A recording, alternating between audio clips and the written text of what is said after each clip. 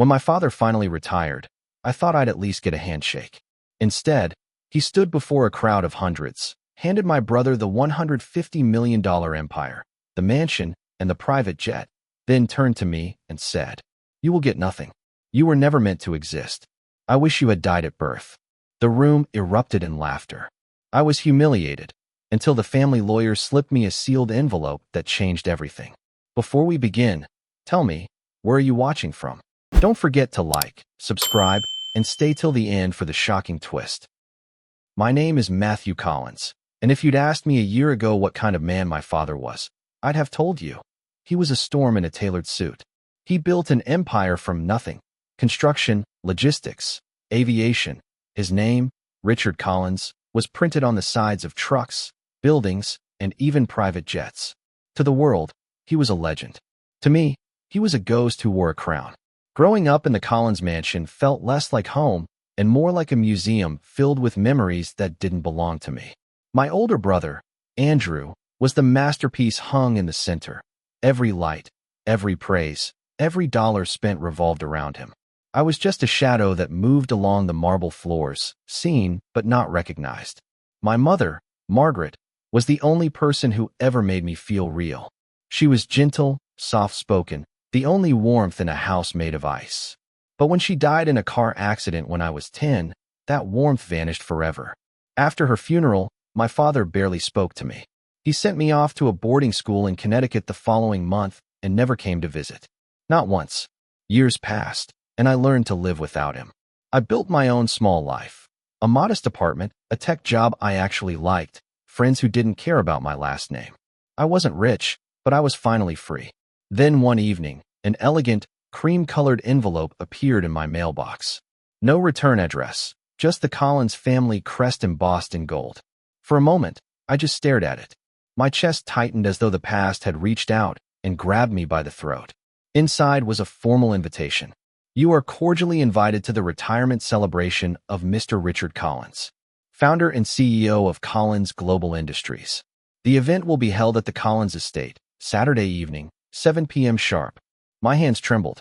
It had been more than 7 years since I last stepped foot inside that mansion. I wasn't sure why he'd even invite me. Maybe guilt? Maybe spectacle?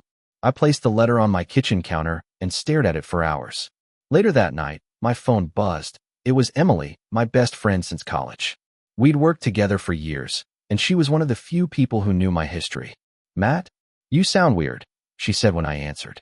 I told her about the invitation. "Wow," she said. "Your father, the same one who didn't come to your graduation? The same one. Are you gonna go?" I hesitated. "I don't know. What's the point?" He made it clear I was never really part of that family. Emily was quiet for a moment, then said softly, "Maybe it's not about him. Maybe it's about you getting closure. You deserve to face him and walk away on your own terms this time." Her words lingered long after the call ended. Closure. That sounded nice. But with my father, closure wasn't a word.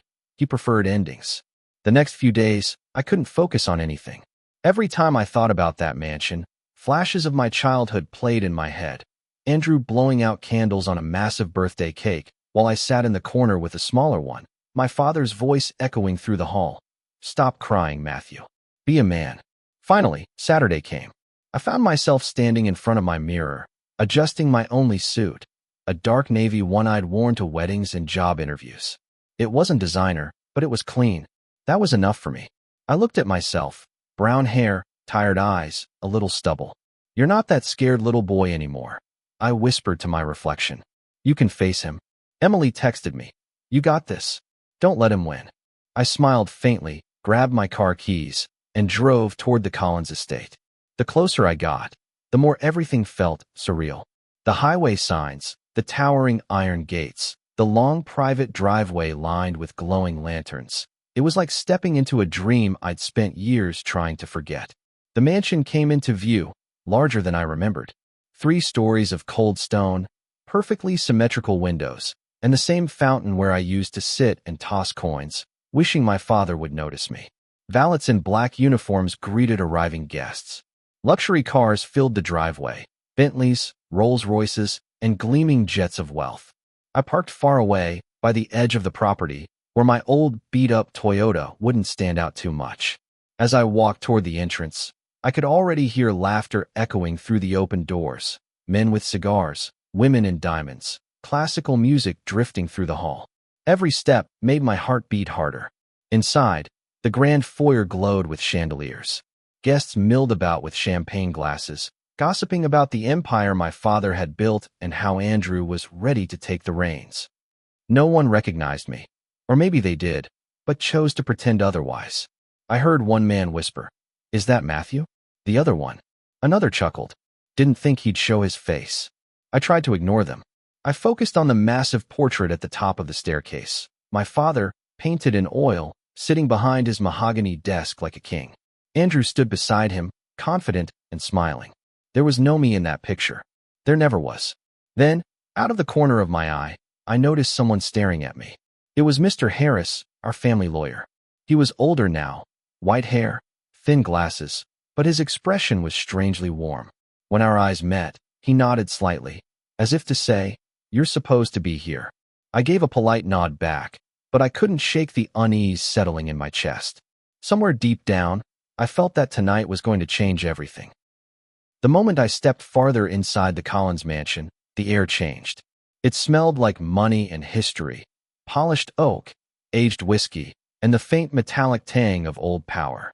Every marble tile gleamed like it had been hand-wiped by a servant seconds before my arrival. The place hadn't changed much since my childhood. If anything, it was grander. The ceilings seemed higher, the chandeliers larger, the laughter louder. It was as if time had refused to touch this world of privilege, except to polish it a little brighter. I tried to move through the crowd unnoticed, but it was impossible. Eyes darted toward me. Whispering began again, just loud enough for me to catch bits and pieces. "That's the other son. I thought he moved abroad. He doesn't look much like Richard, does he?" I wanted to disappear, but I forced myself to hold my head up.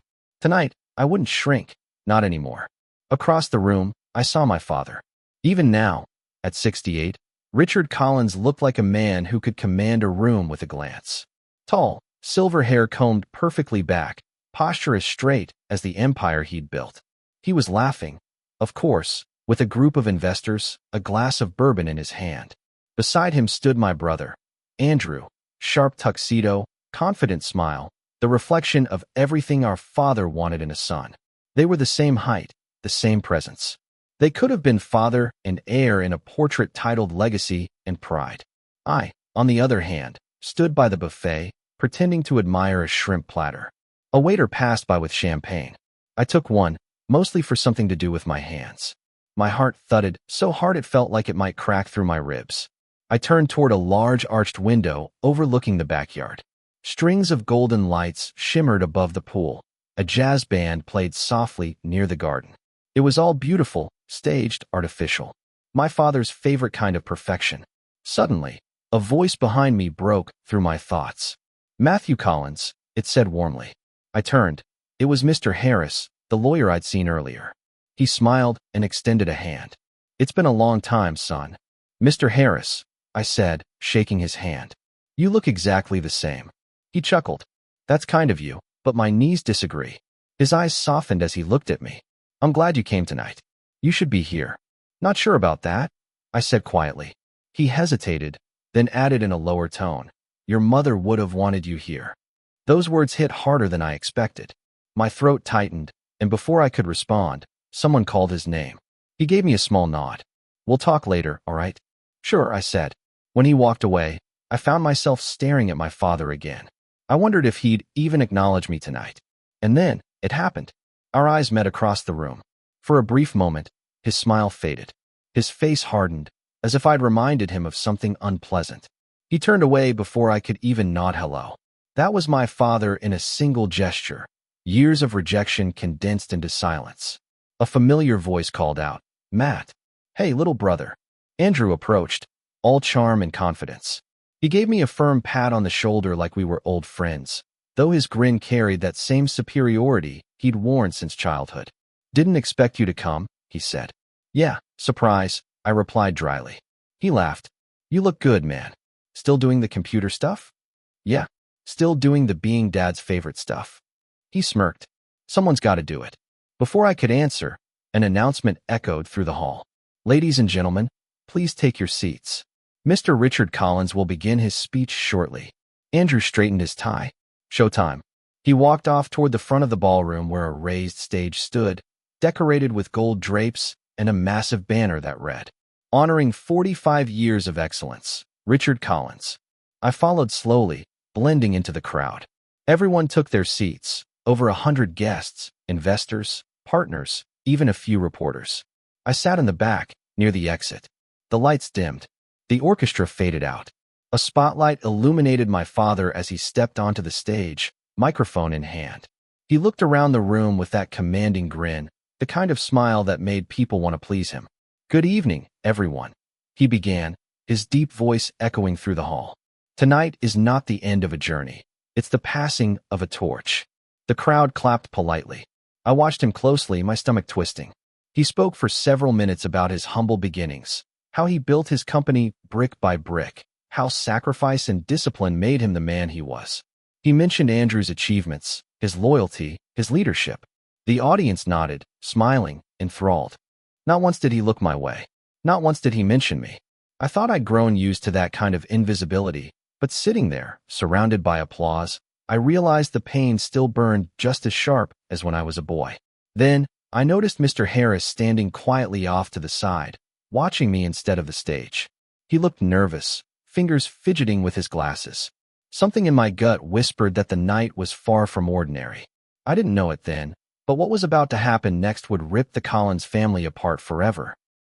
The applause faded as my father took a deep breath, gripping the microphone like a general about to announce a war victory. The chandeliers glittered above him, catching the sharp edges of his cufflinks and the ice in his gaze. He smiled proudly. "Tonight," he said, "I mark the end of one era and the beginning of another. For 45 years, I've dedicated my life to building Collins Global Industries. I've sacrificed my time, my health, my relationships, everything, to create something that would last beyond me." People nodded, murmuring approval. The admiration in the room was thick enough to choke on. He continued, "But a man's true legacy is not the money he makes. It's the family he raises to carry that legacy forward." That's when I saw him glance at Andrew. The spotlight shifted slightly, illuminating my brother. Applause broke out immediately. Andrew stood up, pretending to be modest as the guests clapped and cheered. My father gestured toward him, grinning wide. "My son, Andrew Collins," he declared, "has been at my side since he was old enough to walk. He's proven his loyalty, his intelligence, and his worth. He's the reason I can finally step down, knowing this company will continue to thrive." I watched as Andrew shook his hand and whispered something in his ear. My father laughed heartily, gripping his shoulder in a proud, fatherly gesture I'd never received once in my entire life. Then came the words that made my chest tighten. "And so," my father continued, "it gives me great joy to announce that the entire Collins global empire, our $150 million in assets, the estate, the private jet, and all operational control, will officially belong to Andrew Collins." The crowd erupted. Whistles, cheers, clinking glasses. I sat frozen, my champagne trembling in my hand. I wanted to tell myself I didn't care, that I had expected this. But no amount of preparation could numb the sting of public rejection. He turned back to the microphone, raising a hand for silence. "As for my younger son," he said slowly. The room grew quiet. Every eye turned toward me. "Matthew." Hearing my name from his lips felt foreign, almost absurd. He hadn't said it aloud in years. He stared directly at me now, a smirk forming. "Matthew, you will receive nothing." The laughter started quietly, first from the front row, then spreading like wildfire. Some thought he was joking. Others didn't. I sat there, pulse hammering in my ears. My father's smile hardened. "You were never meant to exist," he continued coldly. "You were a complication. A mistake I chose to tolerate out of respect for your late mother." Gasps rippled through the crowd. Someone whispered, "Did he just say?" But he wasn't done. "I wish you had died at birth," he said, voice sharp as a blade. At least then, I could have spared myself the embarrassment of raising a disappointment. The room fell into stunned silence, then, horrifyingly, broke into uneasy laughter again. Some people thought he was being playfully dramatic. Others looked at me with pity, some with disgust, like they were witnessing a scandal unfold live. My throat burned. My eyes stung. I wanted to vanish, to melt into the marble beneath me. I could feel the heat of every stare, the vibration of every cruel chuckle. Andrew didn't laugh. He looked down, his jaw tight, but he didn't say a word. Not one word. That silence from him hurt even more than the laughter. I stood up, my chair scraping against the floor, loud enough to cut through the noise. The laughter faltered. Dozens of eyes followed me as I turned toward the exit. "Matthew," my father said mockingly, "leaving so soon? You can't handle the truth." I didn't look back. I just kept walking. Each step toward the door felt heavier, my vision blurring. I barely made it to the grand hallway before I stopped, leaning against the wall, trying to catch my breath. The chandelier light reflected off the tears in my eyes like tiny shards of glass. "Breathe," I told myself. "Just breathe." Behind me, the party resumed. The music swelled again. The laughter restarted. The toast continued as if nothing had happened. I was nothing more than a passing headline in their night of celebration. That's when I felt a hand on my arm. I turned. It was Mr. Harris, the lawyer. His expression was grave, his voice low. "Matthew," he said softly, "I'm so sorry you had to hear that." I tried to speak, but no words came out. He looked around to make sure no one was watching, then reached into his jacket and slipped something into my hand. A sealed white envelope. Thick, heavy, official-looking. "Your mother asked me to give you this," he whispered. "I've been waiting a long time." I blinked at him, confused. "My mother?" He nodded. "She made me promise. Tonight was the time." Before I could ask anything else, he squeezed my shoulder and said, "Read it alone. And when you do, don't let anyone else see it. Especially not your father." And just like that, he walked away, disappearing back into the ballroom. I looked down at the envelope in my trembling hands. My name was written across it in elegant cursive, Matthew James Collins. The handwriting was familiar. My mother's. The edges were worn, as if it had been handled many times but never opened. My chest tightened. I turned it over and broke the seal. The first words inside made my blood run cold. And when I looked up, through the glass doors of the ballroom, I saw my father watching me from across the room, his drink halfway to his lips. When our eyes met, his hand froze. The glass slipped from his fingers, shattering against the marble floor. I walked out of the ballroom into the cool night air, my heart pounding so hard I could barely breathe. My father's laughter still echoed in my head. I wanted to scream, to cry, to hit something. But then I felt the weight of that envelope in my pocket. Heavy, deliberate, almost alive. The lawyer's words replayed in my mind. "Matthew, whatever happens, read it somewhere private." I sat in my car, the world outside blurred by tears and neon lights. My hands shook as I broke the wax seal. Inside was a single sheet of thick ivory paper, handwritten in my father's unmistakable script. My chest tightened. For a moment, I thought it was just another cruel note, a final humiliation. But as I read the first line, my blood ran cold. If you're reading this, it means the truth has been hidden long enough. There was a second document beneath it, a notarized letter from a hospital in Dallas, dated almost 35 years ago. My name was there. But next to it, so was another man's name under father. Not Richard Whitmore. A different name entirely, William Harland. "What the hell?" I whispered. The lawyer, Mr. Crane, appeared suddenly beside the car, his expression grave but calm. "Now you understand," he said softly. "You need to hear the rest of this from me. But not here. Too many eyes tonight." We drove in silence through the winding roads until we reached a small office building downtown. Inside, Crane locked the door, poured 2 glasses of scotch, and handed me a thick folder bound with a red ribbon. "This," he said, "is the part your father, Richard, has tried to bury for over 30 years. Inside were birth records, bank transfers, legal papers, and a series of letters addressed to my mother from someone named William Harland. One line, in particular, made my knees weaken. "I'll do anything to see our son again. Please don't let Richard take him away." My mind spun. Our son," I stammered. Crane nodded. "You were born from an affair, Matthew. Your mother was married to Richard, but she had been seeing William, his business partner, long before that. Richard found out after your birth. He covered it up to avoid a public scandal, but he never forgave you for being the reminder." I felt the room tilt. So all this time, he hated me because I wasn't his? "Partly," Crane replied. "But there's more. William was the true visionary behind Whitmore Industries, the one who created its core patents and early tech. When William disappeared, Richard took full control. Everyone assumed William fled the country. But he paused, eyes flicking toward the folder again.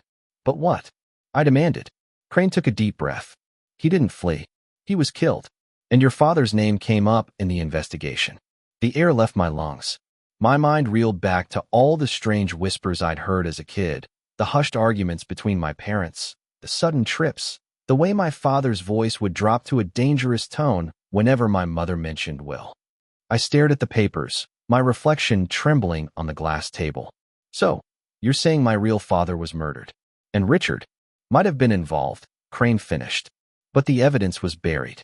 William's estate, however, wasn't. Before his death, he left behind one final directive, that his biological son should inherit everything that was rightfully his. A chill rippled down my spine. You mean me? Crane nodded gravely. That envelope you got tonight wasn't random, Matthew. William's estate lawyer coordinated with me years ago, anticipating this day. He knew Richard would never share the truth willingly. But the moment Richard announced his retirement, that was the trigger condition for this letter to be released. I stared at the folder again, disbelief warring with rage. All my life, I had believed I was the unwanted son, the outcast, the mistake. But now, I realized I was the real heir, not to Richard's empire, but to the foundation that built it. I gripped the letter tighter, my pulse hammering in my ears. Why didn't you tell me sooner?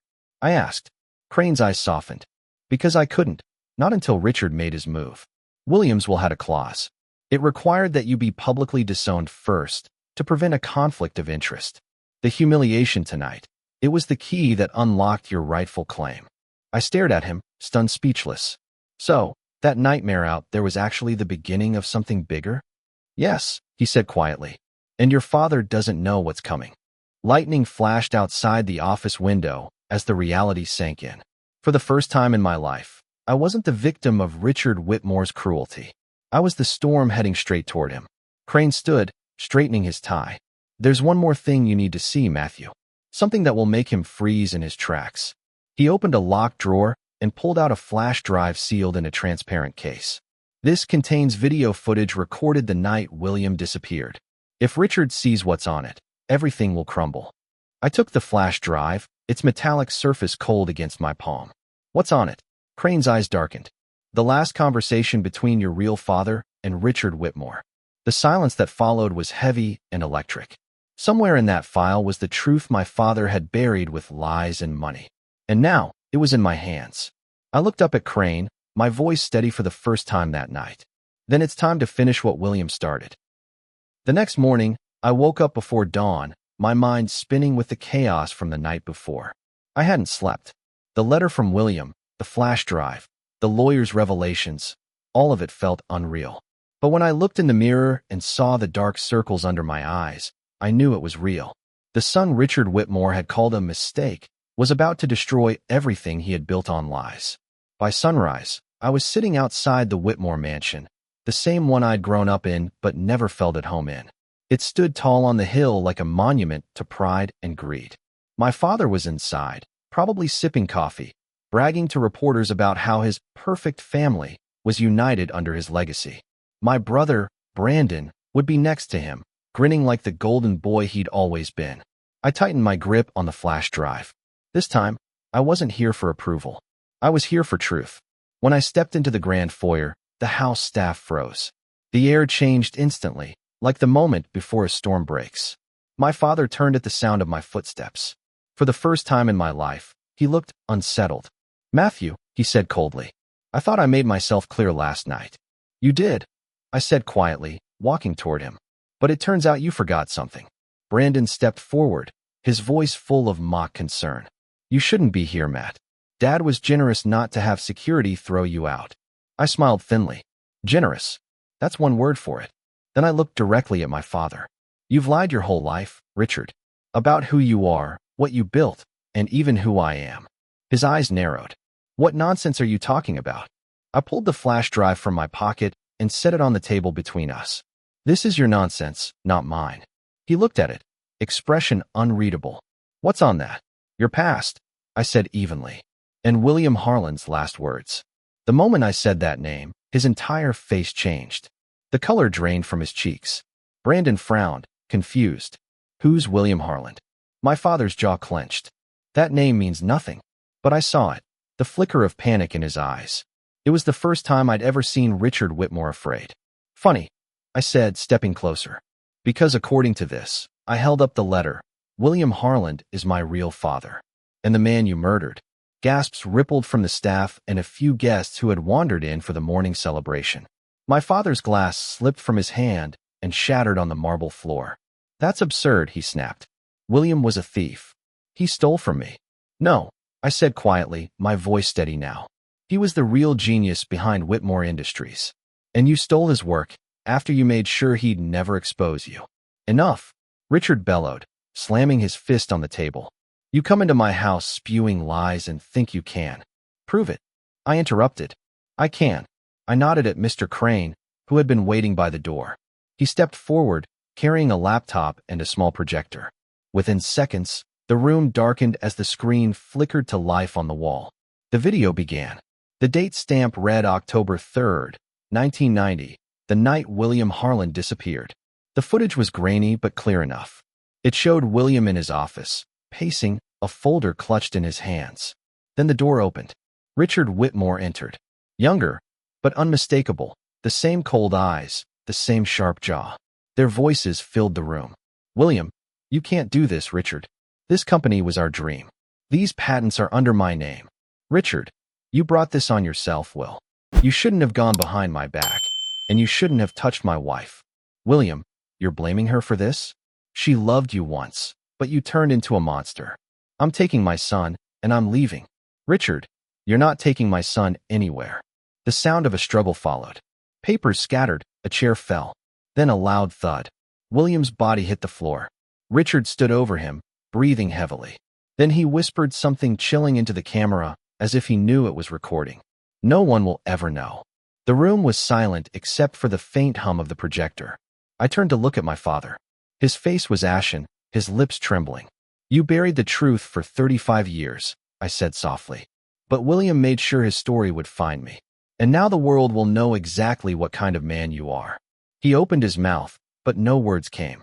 Brandon stumbled back, shaking his head. Dad, tell me this isn't real. Richard looked at him, but his eyes were empty. For once, the man who controlled every conversation, every boardroom, every soul in this family, had nothing left to say. Then the sound of sirens grew louder outside. Mr. Crane turned to me. They're here. I contacted the authorities before we came. Richard snapped out of his trance. You think you can destroy me with this circus? I am Whitmore Industries. Without me, it collapses. I stared at him, feeling something unexpected, not victory, but sadness. You already collapsed a long time ago, Dad. You just didn't notice. 2 officers entered, reading him his rights as they placed handcuffs around his wrists. For the first time in my life, I saw fear in the eyes of the man who once made me feel worthless. As they let him out, he turned to me and muttered, almost pleading, I did it for the company. For legacy. I met his gaze one last time. You did it for yourself. When the door shut behind him, silence filled the mansion. Brandon stood there, pale and broken. I didn't know, he whispered. I swear I didn't. I believe you, I said quietly. You were his favorite son. You didn't need to see what he was capable of. He nodded weakly, tears forming in his eyes. What happens now? I looked toward the shattered glass on the floor, the same one he dropped when the truth hit him, and whispered, Now, the empire returns to the one who built it. The days that followed were a blur of news headlines, phone calls, and flashing cameras. Billionaire Richard Whitmore arrested for murder cover-up. Long-lost heir to $150 million empire discovered. The story spread like wildfire. Every channel, every newspaper, every blog wanted a piece of it. But for me, none of it felt real. Fame, wealth, or revenge, it all seemed meaningless after what had happened. The truth had finally surfaced, but it came with a cost I hadn't anticipated, the weight of an entire legacy now resting on my shoulders. The board of Whitmore Industries held an emergency meeting 3 days after the arrest. I hadn't planned to attend, but Crane insisted. They need to see you, he said. You're not the outcast anymore, Matthew. You're the rightful heir, and the company needs a Harland again. When I walked into the boardroom, the air shifted. The executives who once ignored me now stood, their faces a mix of guilt and curiosity. The large screen displayed my name. Matthew Harland, acting CEO. I took a deep breath. I'm not here to erase the past. I began, my voice steady. But we can't move forward if we keep living in Richard Whitmore's shadow. The man who built this company wasn't him. It was William Harland. And it's time we give credit where it's due. Silence hung for a moment. Then one of the senior members, an older woman with gray hair, spoke softly. Your father, William, was a brilliant man. He believed in innovation, not control. We lost that when Richard took over. Her words hit me harder than I expected. In that moment, I realized what redemption truly meant. Not destroying my father's empire, but transforming it into something honest. Something worthy of the man who created it. Over the following weeks, I worked alongside Crane and a small team to rebrand the corporation. The Whitmore name was quietly retired. In its place, a new emblem emerged. Harland Industries. The tagline beneath read, Built on Truth. The transformation wasn't just cosmetic. I overhauled company policies, reinstated old employees who had been fired for speaking up, and redirected funds toward ethical innovation and community projects. The media called it the rebirth of a fallen empire. I didn't care about the headlines. I only cared that William's name was finally spoken with respect again. But justice wasn't complete yet. Richard's trial began 2 months later. The courtroom was packed. Journalists, lawyers, old associates, and family. Brandon sat beside me, pale and quiet. He hadn't abandoned me after the truth came out. In fact, he'd apologized, genuinely, for all the years he'd looked down on me. I didn't know, he said again, eyes red. He made me believe you were worthless. But you're stronger than either of us ever were. We sat through every hearing together. The footage of the murder, the letters, the financial cover-ups. All of it painted a horrifying picture. My father's defense team tried to twist it, claiming it was an accident or self-defense, but the evidence was too strong. When the verdict finally came, guilty on all charges, the courtroom went silent. Richard looked over at me one last time. There was no rage left in his eyes, only emptiness. For a brief moment, I saw something almost human there. Regret, maybe even sorrow. But then the guards took him away, and the man who had haunted my entire life was gone for good. I didn't celebrate. I didn't cry. I just stood there, breathing deeply, letting the weight of decades lift from my chest. After the trial, I visited my mother's grave for the first time in years. The air was crisp, the sun low against the horizon. I placed a small bouquet of lilies, her favorite, and whispered, It's over, Mom. He can't hurt us anymore. William's name is cleared. And I'm okay. For the first time in my life, I meant it. A week later, I visited Crane's office again. He greeted me with his usual calm smile and handed me a folder. One last thing, Matthew, he said. William left something else behind. A trust fund that was never accessed. It's in your name. He wanted it to support people with ideas like his. I opened the folder. Inside were documents detailing millions of dollars meant for young inventors, creators, and dreamers who couldn't afford to chase their visions. My throat tightened. He wanted to give others the chance he never had. Crane nodded. He believed legacy isn't about wealth. It's about impact. I smiled faintly. Then let's make his legacy count. Within a few months, the Harland Foundation for Innovation and Integrity was born. It funded underprivileged students in engineering, design, and science. We built labs, scholarships, and mentoring programs in William's name. Every time I saw a student's eyes light up with excitement, I saw a piece of my real father shining through. As for Brandon, he stayed on, helping me rebuild the company. We didn't erase our past, but we learned to move beyond it. Our relationship, once poisoned by favoritism and resentment, began to heal. One evening, as we stood on the balcony overlooking the city skyline, he said quietly, You know, Dad always said the empire would die with him, but you proved him wrong. I smiled. The empire didn't die. It just changed hands. He chuckled softly.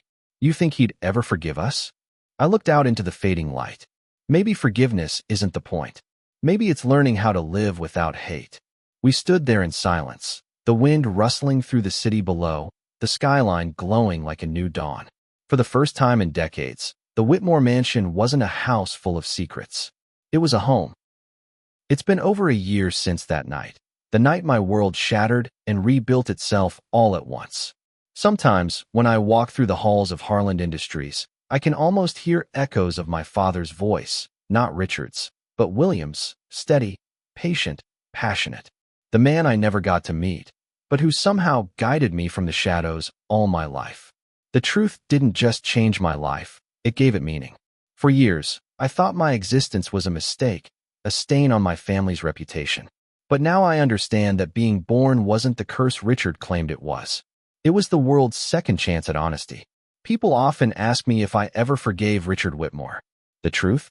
I don't know if forgiveness is even the right word. Some wounds don't need to be forgiven. They just need to be understood. Richard was a man consumed by his own demons, his greed, his pride, his need to control everything and everyone around him. But in the end, even he couldn't control the truth. I remember standing in that courtroom, watching him taken away, thinking about something William wrote in his last letter. The truth always waits. You can bury it under lies, under fear, under time itself. But it never dies. It only sleeps until someone brave enough wakes it up. That someone, somehow, turned out to be me. And I think about that night often, the retirement party, the laughter, the humiliation, the way every eye in the room turned on me when Richard said, "You were never meant to exist." Those words could have broken me. For years, they did. But now, I wear them differently. Because sometimes the people who try to erase you end up writing your greatest story. Brandon and I still visit Richard sometimes. He's in a private facility now, old, quiet, and tired. He doesn't talk much anymore. The empire he built on deception is gone, but I didn't visit him to gloat. I go because I need to remember what unchecked ambition looks like, how it corrupts everything it touches. The last time I saw him, he looked up at me and whispered, "You became what I couldn't." I didn't answer. I just nodded and left. Maybe that was the closest thing to peace we'd ever have. Life, I've learned, isn't about where you come from. It's about what you build from the ashes of what tried to destroy you. I used to chase approval, begging for love from a man incapable of giving it. Now, I build legacies for people who still believe they have no worth. Every scholarship, every funded project from the Harland Foundation, every smile from a student who thought they'd never get a chance. That's my victory. That's my revenge. And sometimes, when I'm alone in my office at night, I open the window and look out at the skyline. The city hums like a living thing, full of noise and life. I imagine William somewhere in that hum, watching quietly, proud. If he could see me now, I think he'd say, "You did it, son. You turned pain into purpose." And maybe that's what redemption really is. Not about erasing the past, but transforming it into something that can heal others. So, to everyone listening right now, if you've ever felt like the outcast, the forgotten one, the mistake, remember this. Your story isn't over just because someone else said it should be. Sometimes, the people who underestimate you are the very reason you rise higher than they ever imagined. I want to thank you all for staying with me through this story. It wasn't just about wealth, or power, or betrayal. It was about finding out who we truly are when the world tries to tell us we're nothing. Now I'd love to hear from you. What would you have done if you were in my shoes that night? Humiliated in front of everyone, only to find out your entire life was built on a lie. Would you have sought revenge? Or forgiveness? Tell me what you think down in the comments. I read every single one, and your thoughts truly matter to me. And if this story touched you, inspired you, or made you reflect on your own family, please hit that like button, subscribe to the channel, and share this story with someone who needs to be reminded that truth always finds a way. Every view, every comment, every share helps us continue creating stories that shine light into dark places. Thank you for being here, for listening, and for keeping these stories alive. This is Matthew Harland, signing off. And remember, no matter how dark your past is, it can still light someone else's future. Until next time, take care of yourselves and stay brave. See you in the next story.